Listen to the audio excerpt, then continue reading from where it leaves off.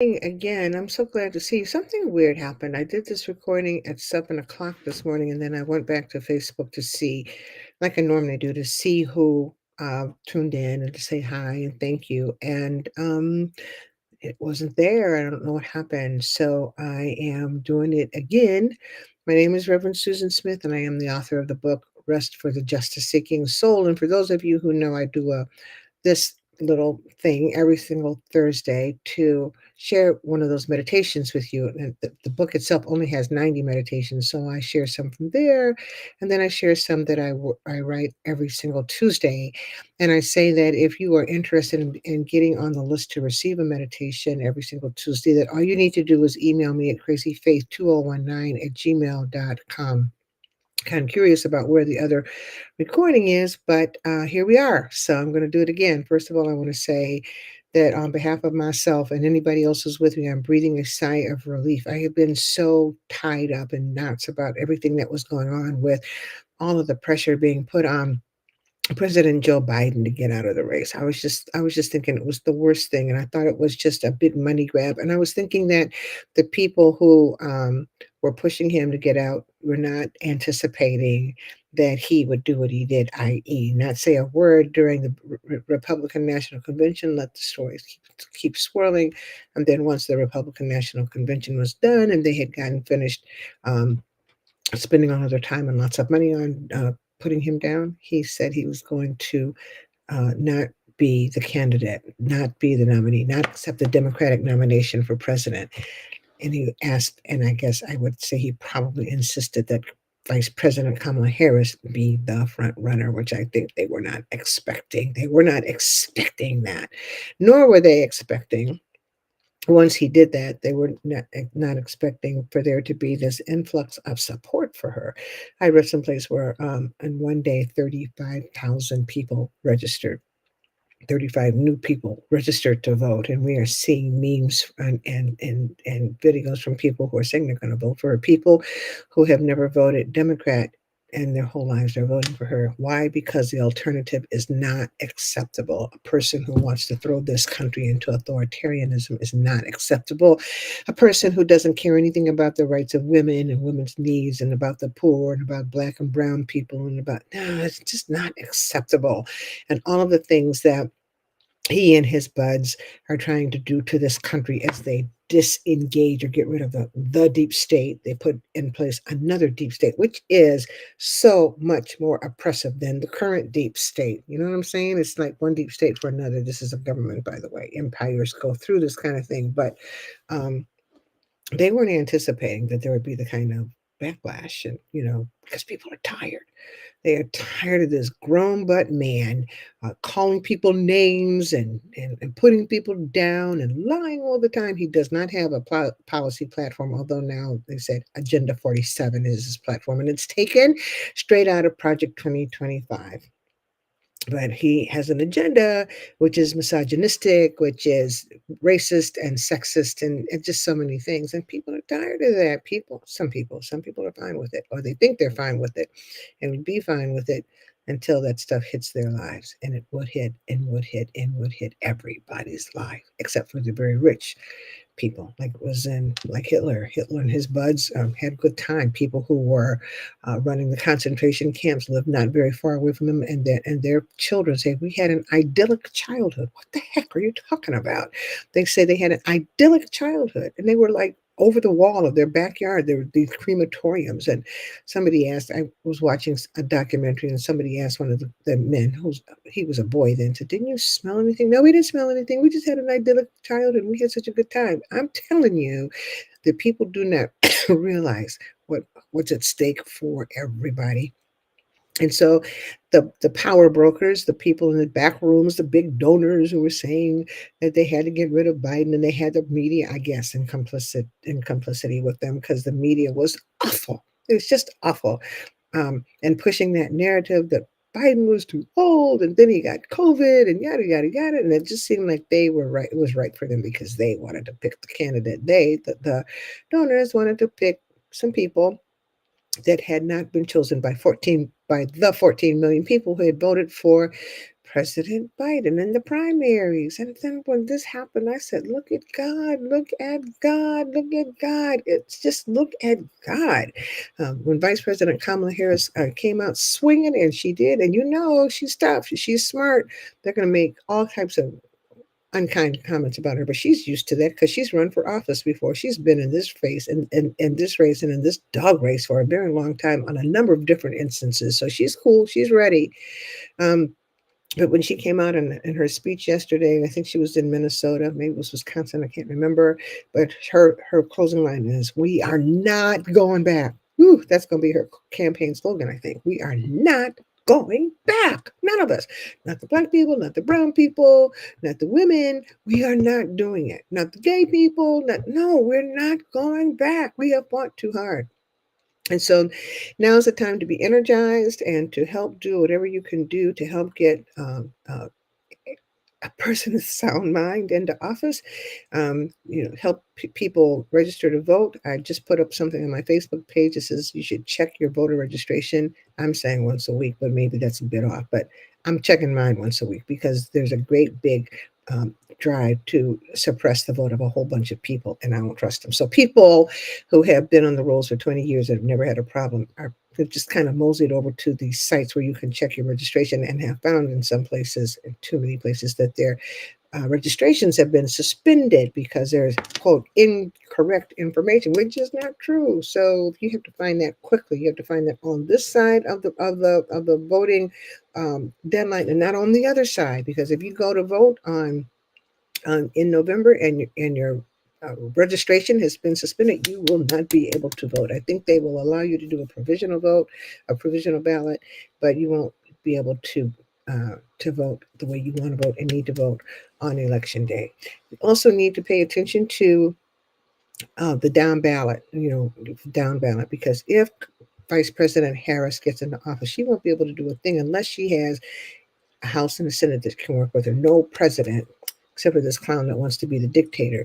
According to our structure right now, no single person can just rule. You have to have the checks and balances. We do not have the Supreme Court, but we do have do need the Senate and the Congress. So we need to go down ballot and make sure we get people in, and we need to pay attention on who we get into offices on the local level, because if you don't get the right people in locally, again, it won't matter what happens nationally. There's so much to this. There'll be so many conversations about all of this. But right now we bask in this look at God moment, this crazy faith moment. I call it a crazy faith moment. And then put on our work boots and get to work like we have never worked before. Because here's the thing.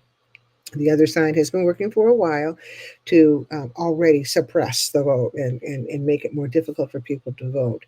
So we have to anticipate that. And the numbers of people that have to vote for the Democrats and not MAGA have to be so huge that they're indisputable. Right? Y'all hear me? You have to do that. So you're going to have to vote.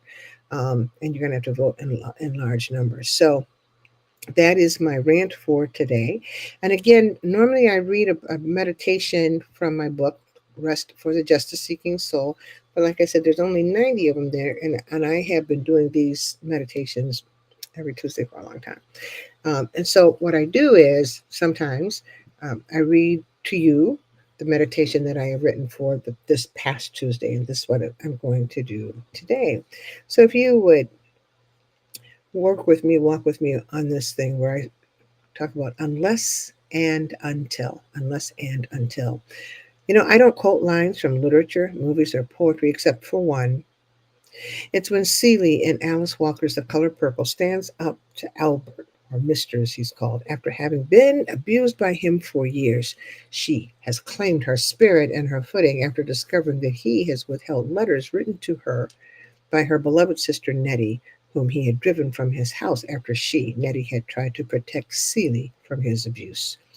Nettie was Celie's life, and Albert knew it, and knew that the best way to keep Celie under control was to keep her isolated from her sister by any means necessary. Although Nettie was gone physically, she resided in Celie's spirit as Celie lived in hers. He needed Celie to remain pliant and vulnerable and afraid and unsure of her worth. Hence, he hid the letters Nettie wrote to Celie for years. But once Seeley, with the assistance of Shug, discovered those hidden letters, something awakened within her. There was rage, of course, but also a spiritual awakening. She realized that Mister, that's what they called him, was phony. He was just phony. His strength was phony. He could only bully her because she believed in his brutality, and she believed that his brutality was greater than her resilience and her right to be treated as a human being with worth. Once she realized that, she was a changed woman. And so it was natural when she finally reached her limit. Her new self awareness and sense of worth were growing and neutralized her fear.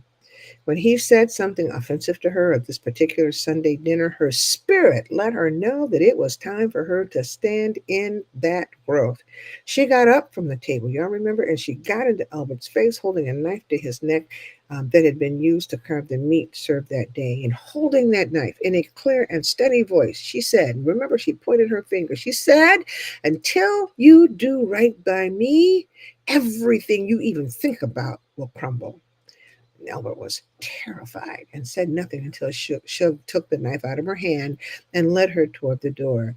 As they were leaving, Albert, who had prided himself in keeping her captive, could not resist putting her down one more time. He told her she was ugly and stupid and not worth anything, and that nobody would ever want her. But she turned slowly and she looked at him in defiance, with the defiance darting from her eyes, and she said, until you do right by me, everything you do is going to fail. For me, that's the most powerful scenes, one of the most powerful scenes I have ever read or seen. When the oppressed lose their fear, when they find their voice, when they realize that their strength and divine worth exist, and that their fear has resulted in them keeping themselves under the thumb of the oppressor, something happens. Fear dissipates, anger is focused, and dreams, new or old, ones that have been squelched because of their fear, push up and out of their spirits. It is a glorious liberating moment. Oppressed people throughout history have exhibited that kind of breakthrough, relaxing themselves from fear and guiding them to walk in faith. And Joyanne reads Medgar and Murley. She recounts the aftermath of the lynching of Emmett Till. His mutilated body lay in a casket that his mother, Mamie Till Mobley, refused to close. She wanted people to see, though, just as Rosebud Lee had insisted that the people see after her husband had been murdered by an angry white mob. And Mamie wanted people to see what racial violence had done to her boy. At Till's funeral, where over 2,000 people gathered at Robert's Temple in Chicago to pay respects, Bishop Louis Ford used his eulogy of Joy Rights to call on President Eisenhower to, quote, go into the southern states and tell the people there that unless the Negro gets full freedom in America, it is impossible for us to be leaders in the world, end quote. His word, unless, hit me like Seeley's until. The oppressed will only accept their oppression for so long, and after a while, the emotions oppressions cause will well up and burst. Humans were not created to live under oppression and be treated as though we were inhuman. We were created to be free and to soar and to become what God created us to be, and preventing that from happening is a travesty and a dismissal of God's call and will. In this political season, some are increasing their bullying of the marginalized and are creating policies and making laws intended to keep the marginalized where they are. But it will not work. It will not work. Sooner or later, the quest for freedom and dignity pushes up and out of us. We lose our fear and talk in a new faith, facing our oppressors and not letting fear stop us. Until and unless this country and this world take their feet off our necks of the least of these, there will be no peace in this world. The oppressed will not remain silent. They will stare down their oppressors in the face and let them know that the bullying has lost its power. God stands with the oppressed, believe that. It is a fact that the oppressed must never forget, and when they have reached the limit of what they can take, they let their faith must let their faith displace their fear, because unless and until we do that, the oppressed will keep on doing what they've always done and think they're getting away with it. And it's up to us to say, no more, not on today or ever. It is up to us to say that and mean it. Amen and amen. So I hope that this one makes it on online. I don't know what happened to the others, but I hope that makes it online. And I hope that you come back again next week to see us. This is Thursday, July 25th, in the year of our Lord 2024. Next week, this time we'll be out of the month of July. So come back. I'm so glad. I'm so appreciative of those of you who tune in and watch and listen. Tell your friends and family. Let's gird up for this fight in front of us, because the racism and the sexism and the hatred and all the lies are going to be just monumental. But we serve a monumental God. Let's bank on that, believe that, and work in that. Take good care. I'll see you next week.